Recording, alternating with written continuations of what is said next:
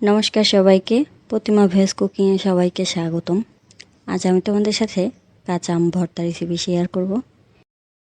এখানে আমি 2টা আম নিয়েছি, আর এই আমগুলো আমি মাত্রই গাছ থেকে পেড়ে নিয়ে আসলাম।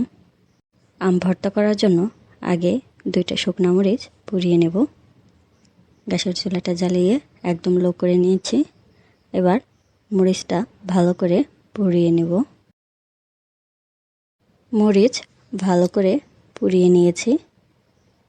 এবার একটা বাটিতে জল নিয়েছি। এবার আমগুলো ধুয়ে নেব।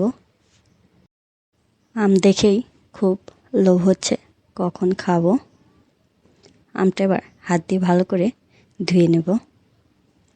2টা আমি ধুয়ে নেওয়া হয়ে গেছে। এবার এই আমগুলো ছিলে নেব। আম ছিলে নেওয়া হয়ে গেছে।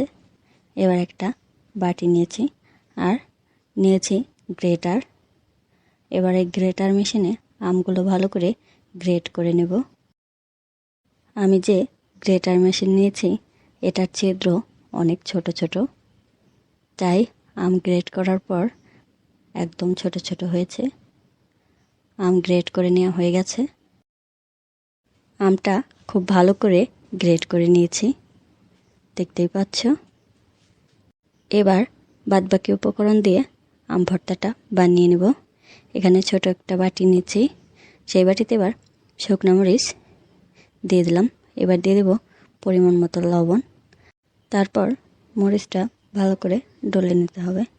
এখানে ঝালটা তোমরা তোমাদের পছন্দ অনুযায়ী দেবে।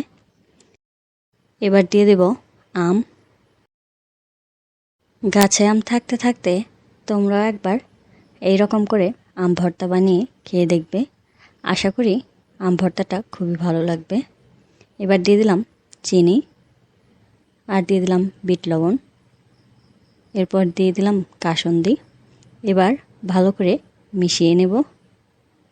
এই গরমে এই রকম আম ভর্তা হলে আর কি লাগে। আম ভর্তাটা খেতেও খুবই দারুণ হয়েছিল। আজকের এই আম ভর্তা রেসিপিটা তোমাদের কেমন লাগলো অবশ্যই কমেন্ট করে জানাবে। সবাই ভালো থাকবে, সুস্থ থাকবে। নমস্কার।